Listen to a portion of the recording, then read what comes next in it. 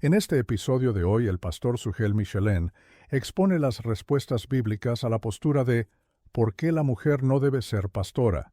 Esto es, firmemente, Arraigados Podcast.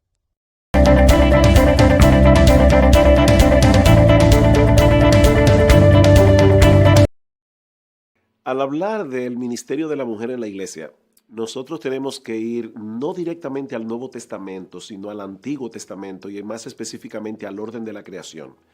Dios hizo al hombre varón y hembra, a su imagen y semejanza. Eso quiere decir que Dios tenía la intención de que el hombre lo representara en la tierra.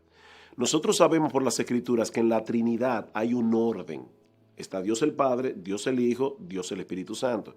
Dios el Hijo voluntariamente se somete a la voluntad del Padre. Y eso no lo hace menos Dios, eso no lo hace inferior.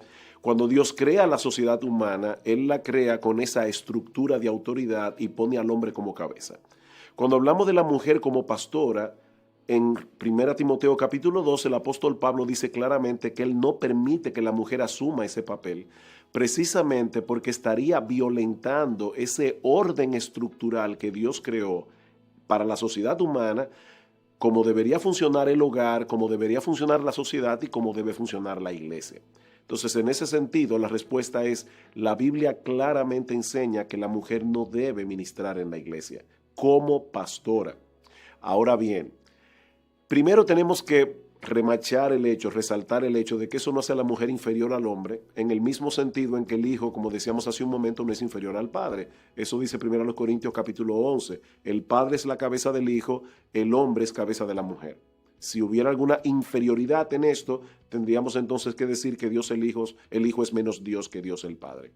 Por otro lado, yo creo que cuando se plantea esta pregunta, generalmente las personas piensan en lo que la mujer no puede hacer.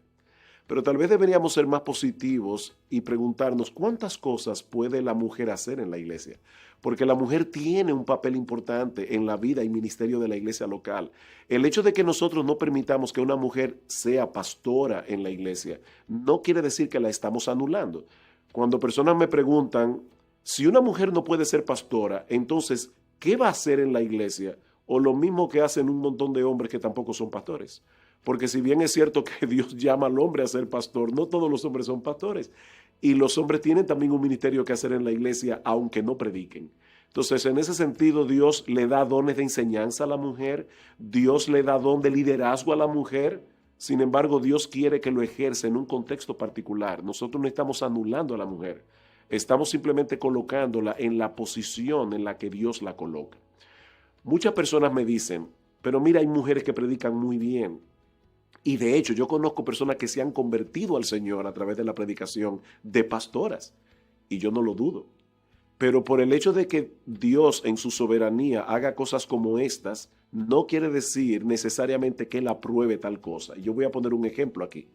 ¿No ha pasado en iglesias evangélicas que, violando claramente el mandato de no unirse a yugo desigual, hay hermanas creyentes que que han entrado en una relación con jóvenes inconversos? Esos jóvenes han ido a la iglesia y se han convertido.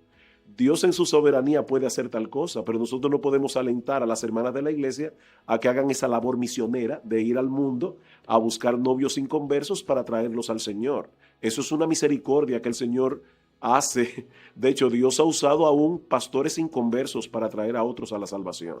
Entonces, en ese sentido, el hecho pragmático de que haya personas que clamen haberse convertido al Señor a través de la predicación de pastoras no anula la clara enseñanza de la palabra de Dios en textos como 1 Timoteo capítulo 2, 1 Corintios 14, de que Dios no le permite a la mujer ejercer ese tipo de ministerio en la iglesia.